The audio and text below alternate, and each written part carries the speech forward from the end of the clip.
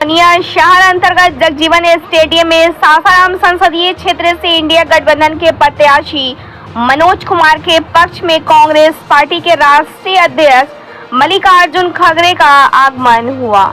उनके आगमन से पहले जगजीवन मैदान में हजारों दर्शकों की भीड़ देखने को मिली। कांग्रेस पार्टी के राष्ट्रीय अध्यक्ष मल्लिकार्जुन खड़गे के अलावा बिहार प्रदेश के कांग्रेस कमेटी के अध्यक्ष अखिलेश प्रसाद सिंह भी हेलीकॉप्टर से उतरते नजर आए। मंच का संचालन कांग्रेस पार्टी कैमूर के अध्यक्ष कुशवाहा ने किया। मंच पर इंडिया गठबंधन के सभी राजनीतिक दल के समाज सेवी ने इंडिया गठबंधन के प्रत्याशी मनोज राम के पक्ष में वोट को लेकर उपलब्धियां को बताया। इस दौरान राष्ट्रीय अध्यक्ष मल्लिकार्जुन खड़गे ने कहा कि मोदी मंगलसूत्र की बात करते हैं, महंगाई, बेरोजगारी, किसानों जो भूखे पेट हैं उनके बात नहीं करते हैं। अगर हमारी सरकार बनी तो यह सभी चीजों को दूर करेगी। ब्यूरो रिपोर्ट, बिहार दर्शन। जिस पार्टी के नेतृत्व में हम लोग ये सभा कर रहे हैं, इसी पार्टी के संघर्षशील नेताओं ने अंग्रेजों से गुलाम देश को आजाद भारत में हम लोग को किया था, जिसमें हम लोग को पैदा होने का सौभाग्य प्राप्त हुआ। मैं आप सभी से अपील करता हूँ, राष्ट्रीय अध्यक्ष मल्लिकार्जुन खड़गे जी का मैं तहसील बहने मैं कम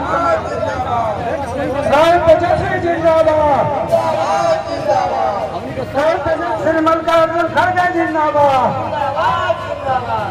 इंडिया गठबंधन जिंदाबाद,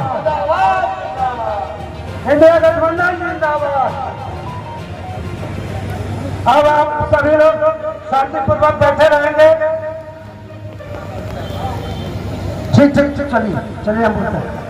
आप सभी जहां अपना उचित स्थान लेकर बैठे थे वहीं बैठ जाइए। जो उनके साथ हमारे माननीय लोग आ रहे हैं, हमारे जगजीवन मैदान में, ये जगजीवन मैदान कांग्रेस कमेटी की ओर से हार्दिक अभिनंदन, स्वागत, वंदन। इंडिया गठबंधन कैमूर जिला सासाराम कंस्टिट्यूएंसी, सासाराम लोकसभा क्षेत्र में आपका स्वागत है, वंदन है, अभिनंदन है। माननीय गठबंधन जिंदाबाद, इंडिया गठबंधन जिंदाबाद, खड़गे साहब जिंदाबाद, इंडिया गठबंधन जिंदाबाद, इंडिया गठबंधन जिंदाबाद,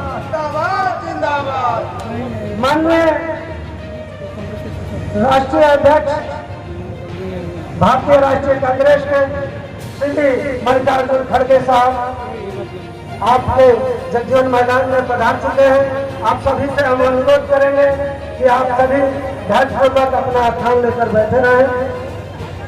और माननीय प्रदेश अध्यक्ष हमारे गार्जियन डॉक्टर अखिलेश प्रसाद सिंह जिंदाबाद, डॉक्टर अखिलेश प्रसाद सिंह जिंदाबाद, बिहार प्रदेश कांग्रेस कमेटी के प्रभारी इंडिया गठबंधन जिंदाबाद, श्री मल्लिकार्जुन। आप सभी अपने अपने स्थान पर शांतिपूर्वक बैठे रहेंगे। अब हम आप सभी को जिला कांग्रेस कमेटी से आप सभी का स्वागत करते हैं। और बाहर में जो लोग हैं, जो साथी बैठे हुए हैं, सभी लोग आ जाएं। और से बुलवाना चाहेंगे आप सभी वहाँ जो साथी हमारे हैं, कृपया मंच पर चले आए। श्री मल्लिकार्जुन खड़गे जिंदाबाद, श्री मल्लिकार्जुन खड़गे जिंदाबाद, इंडिया गठबंधन जिंदाबाद, श्री मल्लिकार्जुन खड़गे जिंदाबाद, इंडिया गठबंधन जिंदाबाद, श्री मल्लिकार्जुन खड़गे जिंदाबाद, श्री मल्लिकार्जुन खड़गे, इंडिया गठबंधन जिंदाबाद। भाई आप लोग लेकर बैठ जाए, हम चाहेंगे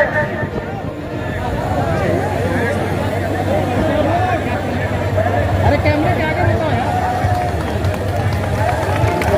ए भाई अब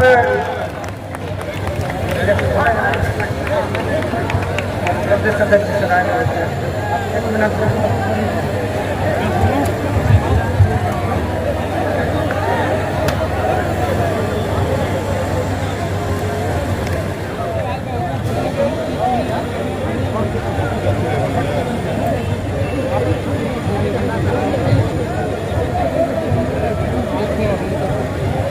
नीचे नीचे नीचे नीचे नीचे कैमरा कैमरा कैमरा कैमरा है यार। अरे दिन क्यों आ गए आप सब लोग यार? क्यों है सब चीजें? हम हैं। अरे कैसे प्रेस के अंदर जाओ ना यार, यहाँ सब चीजें थोड़ी ना आगे कैमरे में फ्रेम खराब कर रहे भाई। चुनावी सभा के सम्मानित अध्यक्ष, इस जिले के कांग्रेस के अध्यक्ष सुनील कुशवाहा जी, राहुल गांधी, अब आदरणीय परम आदरणीय मल्लिकार्जुन खड़गे साहब से मैं विनती पूर्वक आग्रह करता हूं कि मोहनिया के मतदाता मालिकों को आशीर्वचन दें।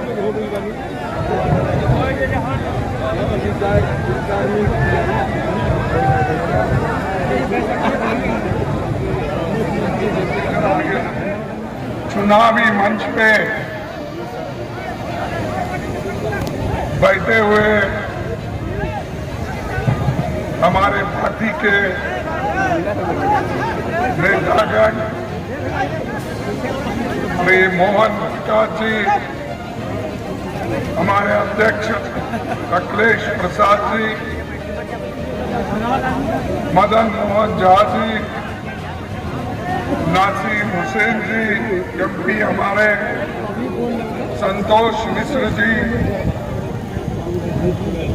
एमएलए मनोज राम, हमारे मनोज राम, हमारे जो कैंडिडेट है, उम्मीदवार है, अभी आपके सामने तकरीर किए हैं, वो यही है जिनका निशान पंजा है। बिल्कुल बिल्कुल। संतोष मिश्र जी, संजय कुमार तिवारी जी, सुनील कुशवाहा जी, कांग्रेस जिलाध्यक्ष कन्हैया सिंह जी, अतुल राम, विजय यादव जी सीपीआई एमएल और अतुल राम आरजेडी से, श्रीमती कमला सिंह सीपीएम, सूरदास वीआईपी जिलाध्यक्ष, सूरदास लेकिन चलो ठीक है, जो तुमने लिखा हमने पढ़ा, नहीं तो यही छोड़ देंगे। रंगलाल पासवान, विश्वनाथ राम, विनोद पांडे, अनिल तिवारी, सुरेंद्र पाल, उपेंद्र सिंह, राधेश्याम कुशवाहा, संजय पासी, भोला यादव, डॉक्टर पुनीत सिंह, अखिलेश त्रिपाठी और अशोक पांडे यहाँ पर, लेकिन डीएमके है हमारे साथ, शिवसेना है हमारे साथ, और दूसरे पार्टियां भी जहाँ जहाँ अलग अलग राज्य में अलग अलग पार्टियां हैं, उन सबको 26 पार्टी मिलके तुम्हारे लिए हम लड़ रहे हैं। तुम मोदी के खिलाफ लड़ रहे हो। ये लड़ाई जनता वर्सेस मोदी है, ये राहुल गांधी और मोदी की लड़ाई नहीं है, ये जनता वर्सेस मोदी।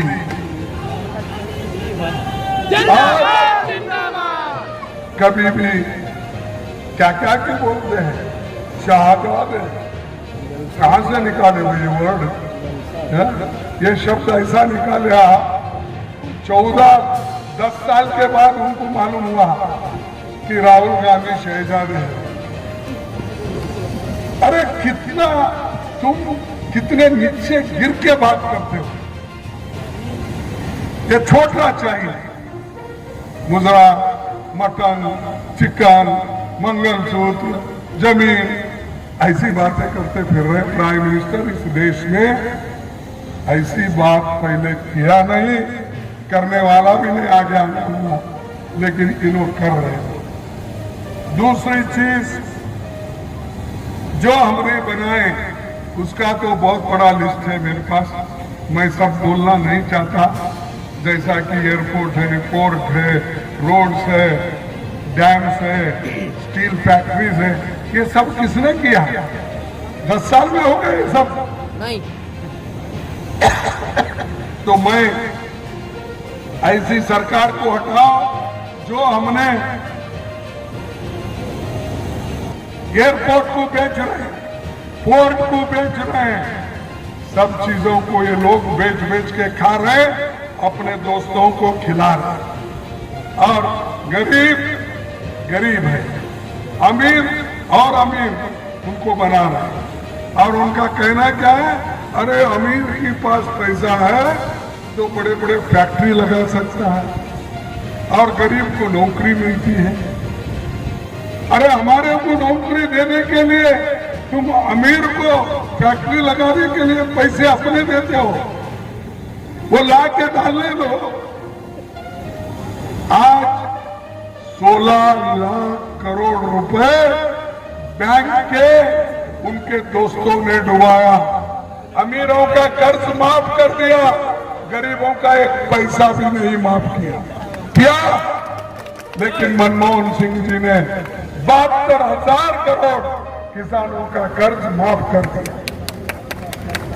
ये है हमारा कमिटमेंट, ये है हमारा आज का निर्णय। तो इसीलिए मैं ज्यादा इस वक्त आपका समय न लेते हुए मैं यही कहूंगा कि हमारे जो लोग हैं वो जो वायदा हम कर रहे हैं, फिर कांग्रेस अगर की सरकार बनेगी, गठबंधन की सरकार बनेंगे तो लोगों को 25 लाख का स्वास्थ्य बीमा योजना देंगे,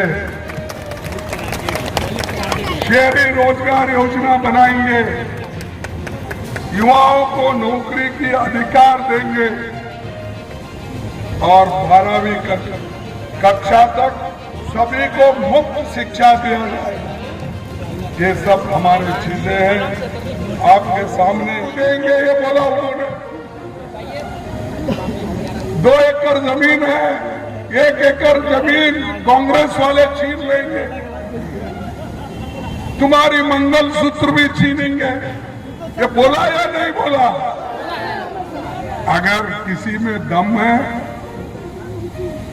हमारी महिला के ऊपर का जो मंगलसूत्र निकालने का, हमारे लोग चुपे टिके हैं।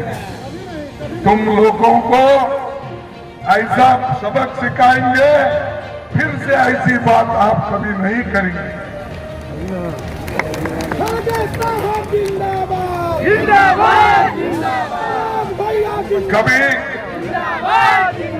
कभी मंगलसूत्र की बात, लेकिन कभी महंगाई की बात नहीं करते, बेरोजगारी की बात नहीं करते, किसानों की बात नहीं करते और भूखे पेट से जो लोग हैं उनकी बात कभी नहीं करते।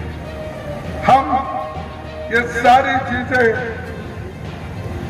करने वाले हैं। जो आपको तकलीफ है, आपकी तकलीफ को, दुख और दर्द को दूर करेंगे, ये हमारा वायदा आपके साथ है।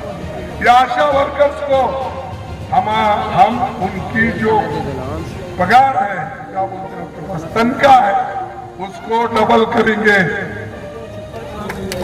आंगनवाड़ी वर्कर्स को उनकी आमदनी डबल करेंगे।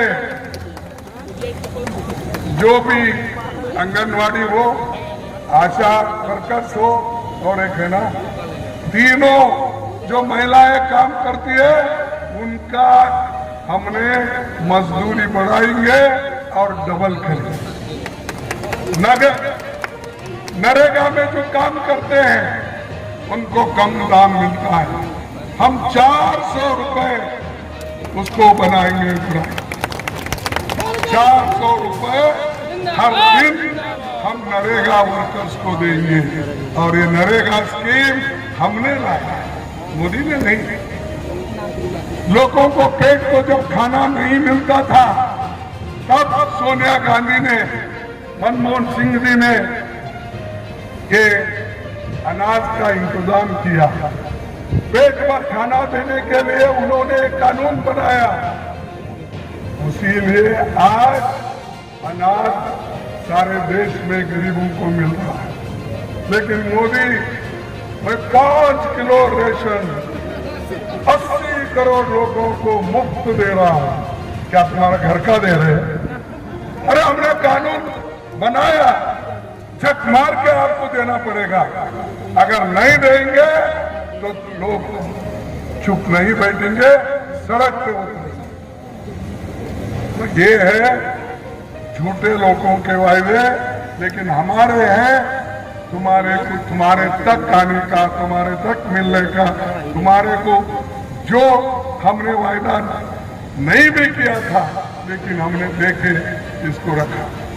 उसके साथ साथ आज इंडिया गठबंधन जो है मजबूत पार्टी बन गई, सब जगह से हमने एक हुआ।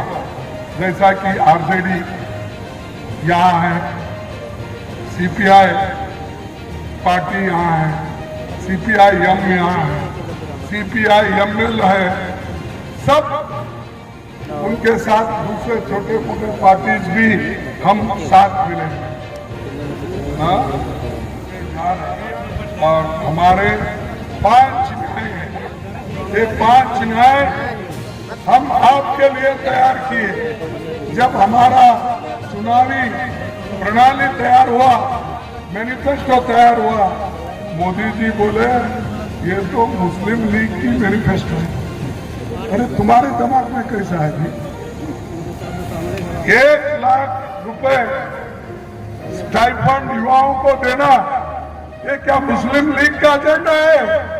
आप ही बोले ये सबके लिए है। नारी न्याय 1 लाख हर साल उस घर के महिला को हम देंगे, 1 लाख रुपए। मेरी माताएं बहनें वहां है, आपके लिए गठबंधन सरकार आएगी, आपको 1 लाख रुपए दिया जाएगा और आप अपने अकाउंट में उसको गिन लेंगे। कर्जा माफी का तो मैं बोला, 400 रुपए का भी मैंने जिक्र किया जो हमारे नरेगा स्कीम में, और दूसरे जो कानून हम बना रहे हैं मजदूरों के बारे में, वो भी कानून हम लागू करेंगे। और जनगणना हम ये इसलिए करना चाहते हैं, किसकी संपत्ति, किनके पास ज्यादा जमीन है, कितने लोग गरीब हैं, कितने लोग ग्रेजुएट्स हैं, कितनी नौकरी में हैं, इसका पता चलने के लिए और बाकी के लोगों को हम क्या करना, इसका हम एक पॉलिसी बनाने के लिए काम करते। तो मोदी साहब क्या बोल रहे हैं? तुम्हारी संपत्ति छीन लेंगे। भाइयों और बहनों, अहमदाबाद में भी यही बोलो, मेरे गुजराती भाइयों, तुम्हारे घर में अगर 2 भैंस है, 1 भैंस वो छीनेंगे और मुसलमानों को देंगे। तो ऐसी बात करते हैं, इसीलिए इनको हटाना जरूरी है। क्या करना? हटाना, हटाना। और मैं आपसे और एक निवेदन करता हूँ, देखो इस कार्यक्रम को अब लागू करो और हमारे मनोज कुमार को भारी बहुमत से चुन के लाओ। इनका निशान क्या है? जिंदाबाद पंजा। इनका निशान क्या है? नंबर 1 पे है, 1 नंबर पे है। देखो 1 नंबर ही आना चाहिए विजय होके वहां। और हमारी लड़ाई सिर्फ 4 पे है। हम ये चाहते हैं, एक तो बेरोजगारी का, एक चाहते हैं हमारी कीमतें घटाने का, तीसरा हम चाहते हैं इस देश के संविधान को बचाने का। इस संविधान जो गरीबों के लिए लिखा गया है और सब हकूक इसमें है, सबके लिए है, किसी एक जाति के लिए, किसी एक कौम के लिए नहीं है, पूरे देश के 140 करोड़ जनता के लिए ये हमारा कॉन्स्टिट्यूशन है। जो कॉन्स्टिट्यूशन हमको पार्लियामेंट में दिया जाता है वो आपके सामने दिया। और दूसरी चीज है कि लोकतंत्र को बचाना। डेमोक्रेसी अगर रहेगी तभी लोग आपके पास आएंगे, वोट पूछेंगे। अगर डेमोक्रेसी नहीं है आपको कोई पूछने वाला नहीं है। आजादी के पहले गरीब लोगों को कोई वोटिंग के लिए नहीं आता था, पूछने को नहीं आता था। अब हर आदमी आके आपको घर को टकराता है और कहता है देखो बाबूजी, देखो बहन जी, देखो चाची, चाचा, भाई, कहकर आप वोट मांगने आते हैं, क्योंकि इस देश में डेमोक्रेसी है और लोकतंत्र है। ये लोकतंत्र रहेगा तो हम सब सुरक्षित रहेंगे।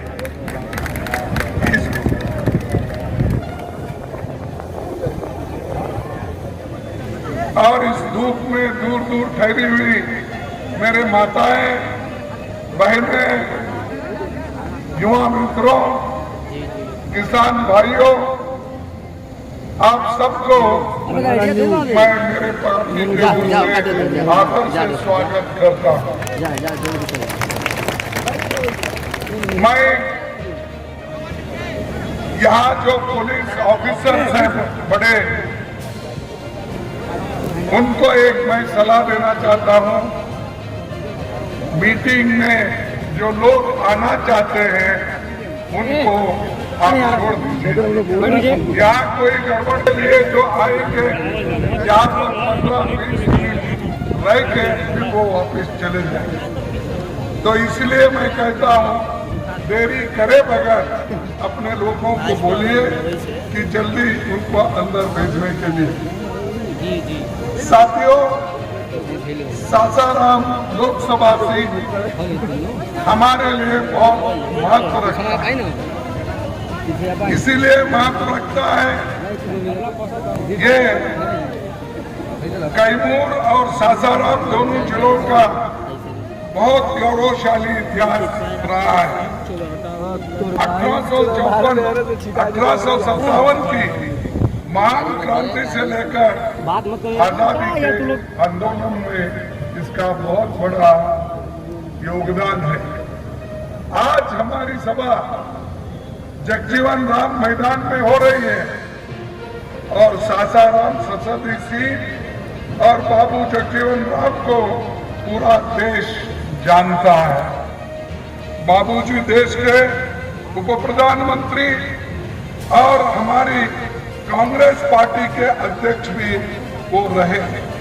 स्वतंत्रता सेनानी और राष्ट्र निर्माता के रूप में उनका कंट्रीब्यूशन तो है। सामाजिक अन्याय, भेदभाव, छुआछूत के खिलाफ जीवन भर लड़ते रहे। SC, ST और कमजोर तबकों को न्याय दिलाने के लिए हमेशा लड़े। जगजीवन राम जी लगातार यहाँ से 8 बार चुन के आए। 8 बार चुन के आए ना, तो किसी चुनाव में हारे नहीं। अब ये मनोज कुमार कैसा हारेगा? हारे नहीं, और ये भी हारेगा नहीं जब तक आपकी आशीर्वाद है।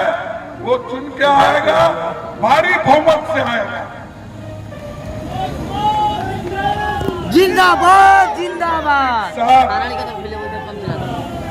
32 साल अधिक समय तक बाबू जगजीवन राम जी कैबिनेट मंत्री रहे, रेल मंत्री रहे, कृषि मंत्री रहे, रक्षा मंत्री रहे और विकास में उन्होंने बहुत कुछ काम इस देश में किया। जब देश 71 की जंग में 50 साल अब हम इसको मना रहे हैं, तो हमारे प्रधानमंत्री मोदी जी ने तो इंदिरा गांधी जी और बाबू जगजीवन राम जी का नाम लेने भी जरूरी नहीं समझा। क्या ये बिहार और बाबूजी का अपमान नहीं है? वो कहते हैं कि 71 के हमारी जो लड़ाई पाकिस्तान के साथ हुई, पहले लड़ाई में भी हमने जीत हासिल की 1965 में। उसके बाद फिर 1971 के लड़ाई में भी हमने जीत हासिल की और बांग्लादेश को हमने आजाद करके दिया। और ये हमारी कांग्रेस पार्टी की छवि है।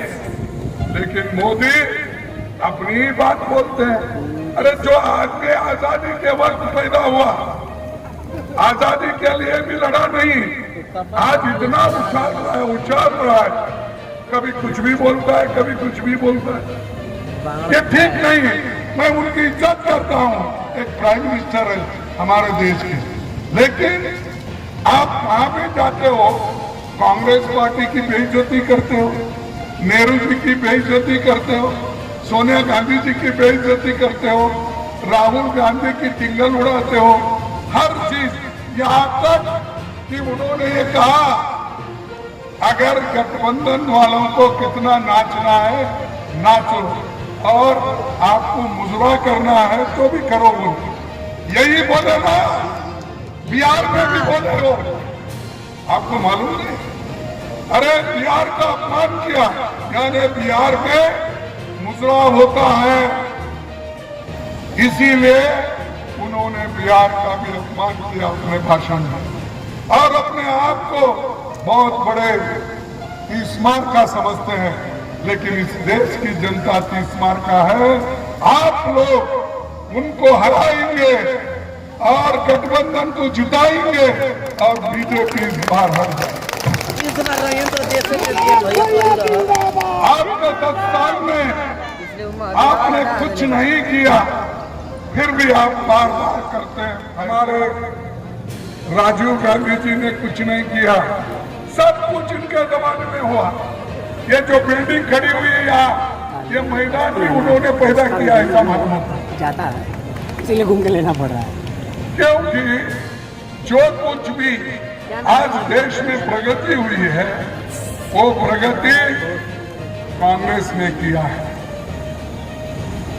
और जो रिजर्वेशन है, रिजर्वेशन इन्होंने नहीं दिया। ये तो बाबा साहब अम्बेडकर, पंडित जवाहरलाल नेहरू और महात्मा गांधी की देन है। इसमें सभी तीनों लीडर मिलके उन्होंने ये सोचा, इस देश के लिए अगर कोई अच्छा संविधान लिख सकता है वो डॉक्टर बाबा साहब अम्बेडकर, जो दलितों में पैदा हुआ है, दलितों के लिए वो कर सकता है। जिन्हों झगड़ा लगाने के लिए रोज कभी सुभाष चंद्र बोस से नेहरू जी से झगड़ा, कभी सुभाष चंद्र बोस गांधी जी से झगड़ा, कभी अंबेडकर नेहरू जी से झगड़ा, अरे कभी पटेल और नेहरू जी से झगड़ा। अरे ऐसा डिवाइड करके तुम लीडरों को भी बांट रहे हो, लोगों को भी बांट रहे हो, धर्म के नाम पर हिंदू मुसलमान भी बांट रहे हो। तुम्हारा काम डिवाइड करना और हुकूमत करना, ये काम तुम्हारा है। देश को एकजुट रखना हमारा काम।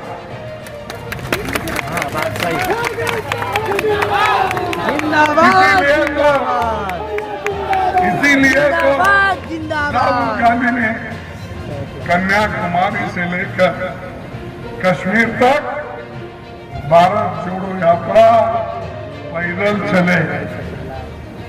यहाँ तो मोदी साहब अगर आ रहे हैं, इनके पीछे 20-25 हेलीकॉप्टर घूमते रहते ऊपर उधर। जब इलेक्शन प्रचार को भी आते हैं 3-4 हेलीकॉप्टर लेके, और लोगों में कभी नहीं आते, फोटो में दिखाने के लिए लोगों को कभी ऐसा लेते हैं, फोटो जाता है। आप देखेंगे टीवी में दिखाने के लिए 1 या 2 फोटो निकाल के वही डाल देते हैं। अरे भाई, तुम सच्ची ईमानदार हो, देश के लिए अगर आप करना चाहते हो, सब गरीबों को गले लगा लो।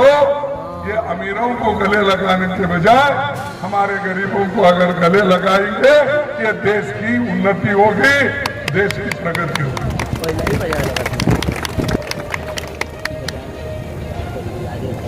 बिहार से भी बहुत से लोग अग्निवीर में गए होंगे, लेकिन हम चाहते हैं इस देश में सबको नौकरी मिले और वो भी पक्की नौकरी मिले। इसीलिए मिलिट्री में भर्ती करने का काम उन्होंने बंद किया और अग्निवीर 4 साल के लिए उन्होंने स्टार्ट किया। उससे उसको पेंशन नहीं मिलता, उनको कोई फायदा नहीं मिलता, उनके घर को वो कुछ भेज भी नहीं सकता। ऐसी जो नौकरी उन्होंने तैयार की,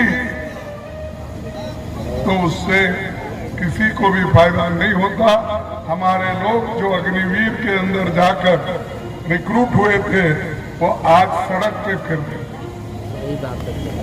उसी ढंग से उन्होंने हर जगह ये काम किया कि मैं बेरोजगारी निकालूंगा, कीमतें कम करूंगा, किसानों को मदद करूंगा। ये बोला या नहीं? नहीं बोला? और यहाँ तक पहले इलेक्शन में क्या बोला? पहले इलेक्शन में तो ये कहा कि भाइयों बहनों, मैं इस देश के बाद स्विस बैंक में कांग्रेस वालों ने काला धन रखा है,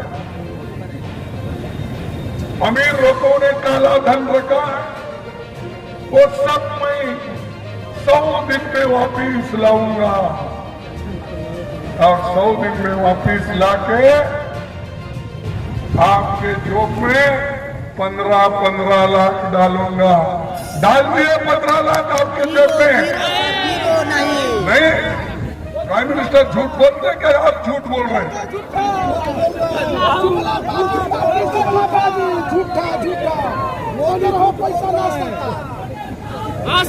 अरे छोड़ो भाई, एक झूठ माफ करो, एक झूठ माफ करो। दूसरी फिर 15-16 में उन्होंने बोला, मेरे युवा भाइयों, नौजवान साथियों, मैं आपको 2 करोड़ नौकरियां हर साल, साथियों मैं आपको 2 करोड़ नौकरियां हर साल दूंगा। अब 10 साल में 20 करोड़ नौकरी मिला आपको? नहीं मिला, वो भी नहीं मिला। क्या आप देखो बदनाम कर रहे हो मोदी को? आप बेचारा मोदी 2 करोड़ नौकरी देने की बात की, 15 लाख देने का बात किया, उसको झूठा साबित कर रहे हो। नहीं सर, वो किया था। वो अच्छा आदमी है, हरिश्चंद्र का बेटा है, और उसको आप झूठा समझ रहे हैं। जो वायदा करते वो देने वाले हैं, ये दिए होंगे आपको, आप लोग लेकर भी हमको झूठ बोल रहे हैं। नहीं, छोड़ो, ये भी एक झूठ होगा। उन्होंने ये कहा कि किसानों की आमदनी दुप्पट कर दूंगा। कितना करूंगा? दुप्पट करूंगा। क्या आपकी आमदनी दुप्पट हो गई किसान भाइयों? वो भी नहीं, वो भी नहीं, वो भी नहीं। अरे ठीक है, मैं ये एक झूठ छोड़ दूं। तब उन्होंने और एक कहा, कीमतें घटाऊंगा और फर्टिलाइजर के कीमतें घटाऊंगा। किसानों के आमदनी के लिए मैं हर चीज को मैं जीएसटी नहीं डालूंगा।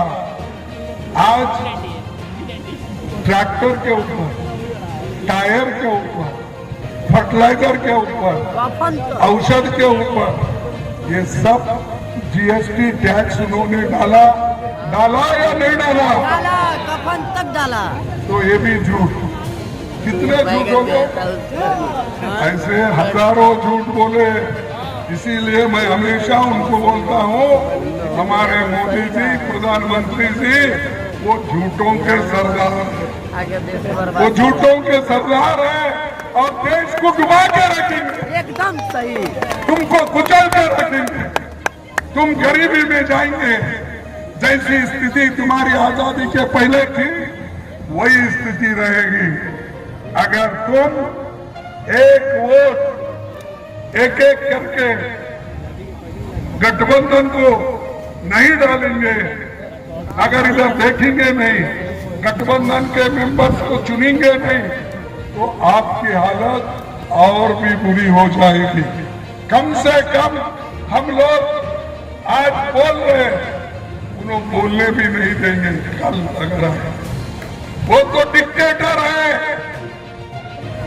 और डिक्टेटरशिप तीसरी बार अगर आएगा, वो डिक्टेटर बनके तुमको बोलने नहीं देगा। आज पेपर वाले परेशान हैं, टीवी वाले परेशान हैं। क्यों? अगर वो सच लिखे तो उनको जेल में जाना पड़ता है, अगर सच दिखाए उनको जेल में जाना पड़ता है। अगर अच्छा कोई लिखने वाला है तुम्हारे लिए अगर लिखा, तो उसको भी उसकी पेपर बंद कर देंगे। ये हो रहा है या नहीं देश में? तुम मुझे बोलो। होता है भैया, होता। इसीलिए हमारी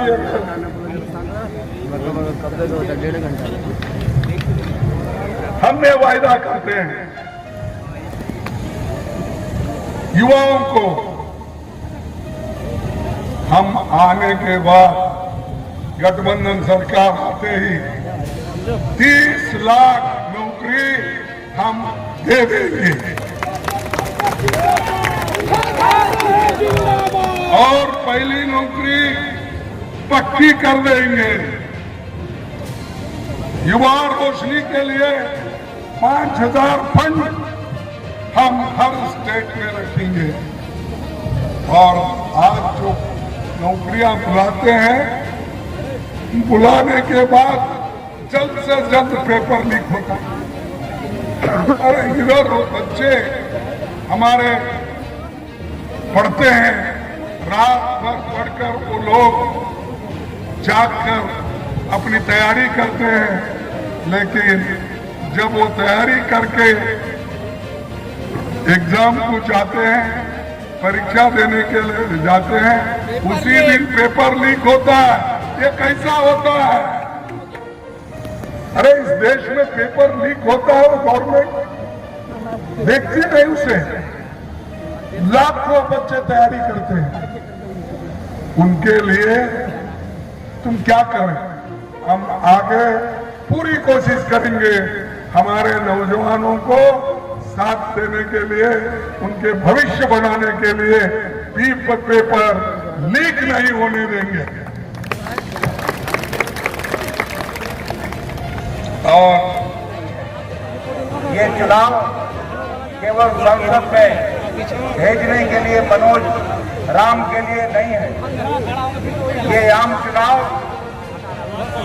ये तय करेगा कि देश में प्रजातंत्र, जमहूरियत, जनतंत्र, भाईचारा और अम्बेडकर जी का संविधान रहेगा कि नहीं रहेगा। सीधा खतरा इन फासिस्ट ताकतों से प्रजातंत्र और जमहूरियत को है और इस देश के संविधान को है। जो 6 चरणों का चुनाव हुआ है, उसमें कम से कम बिहार में निश्चित रूप से चौंकाने वाला परिणाम आने वाला है। 2/3 से ज्यादा सीटों पर सिर झुका के सैल्यूट करते हैं, जिसने स्वर्गीय जगजीवन रामू जैसे शख्सियत को 1952 से लेकर लगातार 8-9 बार यहाँ के लोकसभा में भेजने का काम किया।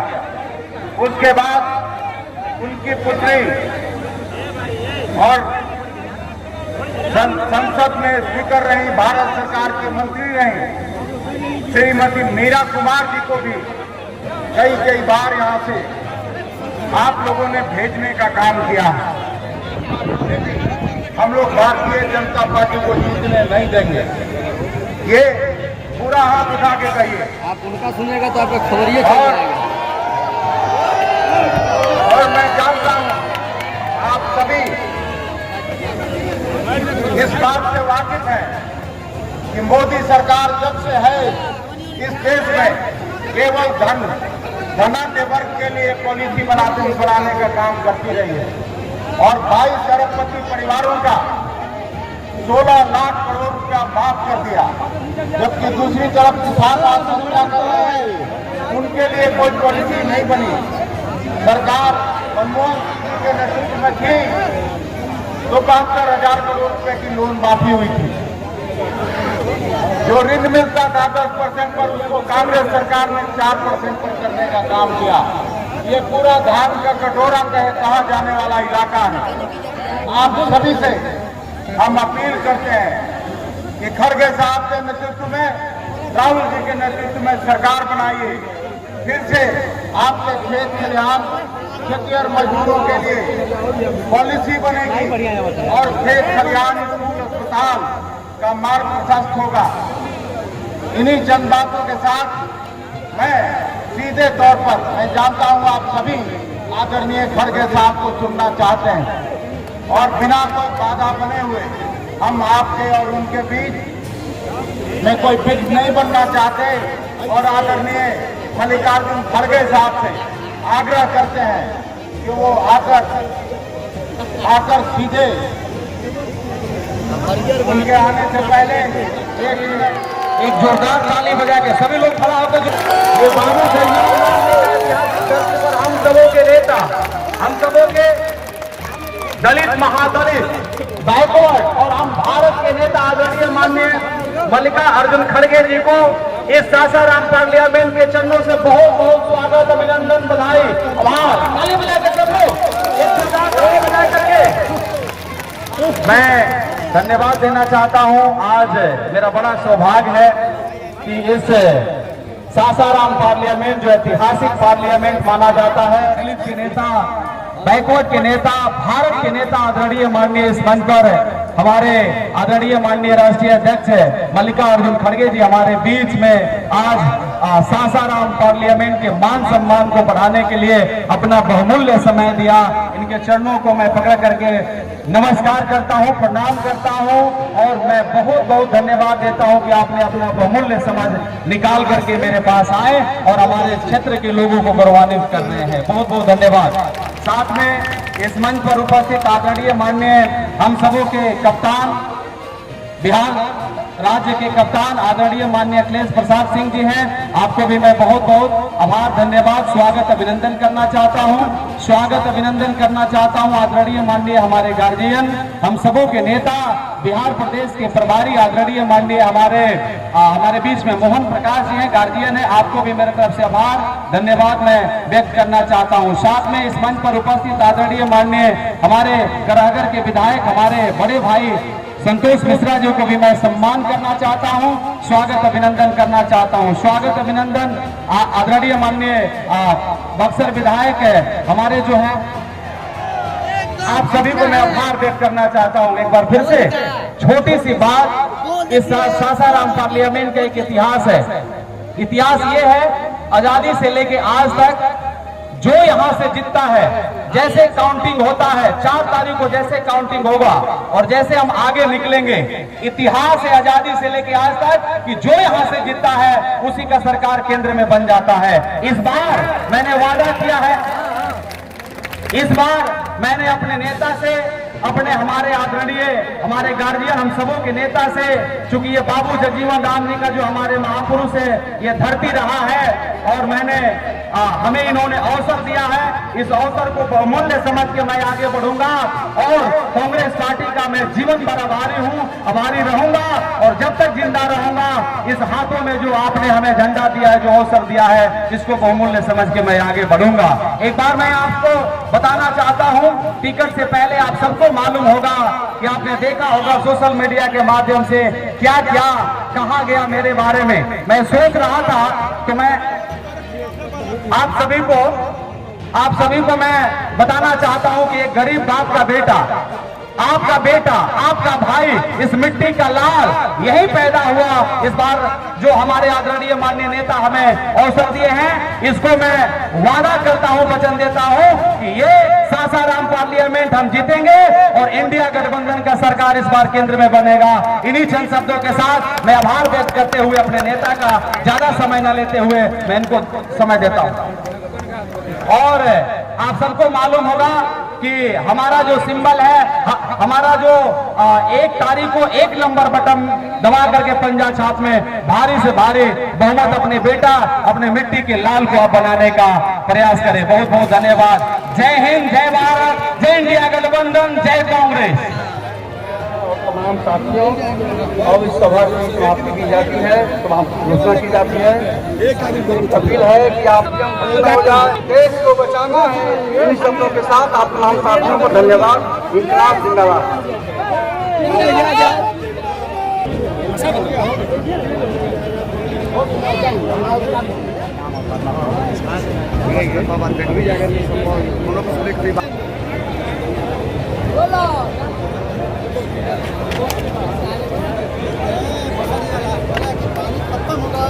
नहीं रे बस उधर भी